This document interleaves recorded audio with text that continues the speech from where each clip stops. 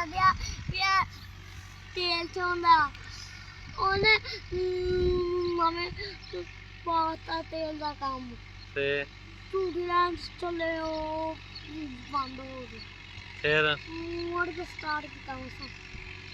ਤੇ ਫਿਰ ਟਰੈਕਟਰ ਲਾ ਕੇ ਵੱਡਾ ਲੈ ਕੇ ਅੱਛਾ ਉਹ ਵੀ ਪਾਸੇ ਵਿੱਚ ਮਾਰਦਾ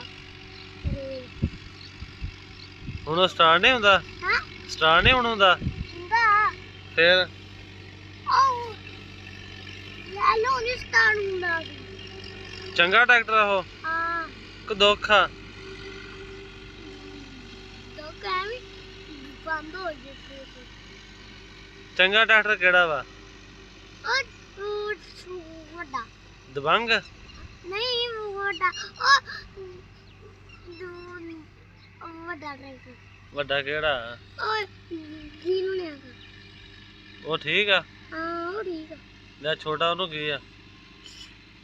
ਛੋਟੇ ਨੂੰ ਨਾ ਨਹੀਂ ਉਹਦਾ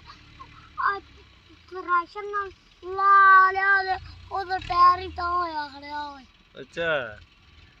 ਪਾਇਆ ਮੁੜ ਕੇ ਨਵਾਂ ਟਾਇਰ ਸਹੀ ਹੁਣ ਬੰਦ ਕਰਤਾ ਬਸ ਕੰਮ ਹੋ ਗਿਆ ਦਬੰਗ ਟਰੈਕਟਰ ਚੰਗਾ ਉਹ ਬੜੀ ਜਿੰਦਾ ਰਹੀ ਅੱਛਾ ਹਾਂ ਚੱਲ ਅੱਲਾ ਹਾਫਿਜ਼ ਕਰ ਦੇ ਫਿਰ ਕੋਈ ਗੱਲ ਇਧਰ ਨੂੰ ਮੂੰਹ ਕਰਕੇ ਇਧਰ ਮੇਰੇ ਵੱਲ ਦੇਖ ਤੂੰ ਕਰ ਅੱਲਾ ਹਾਫਿਜ਼ ਹੱਥ ਲਾ ਕੇ ਹੱਥ ਲਾ ਕਰ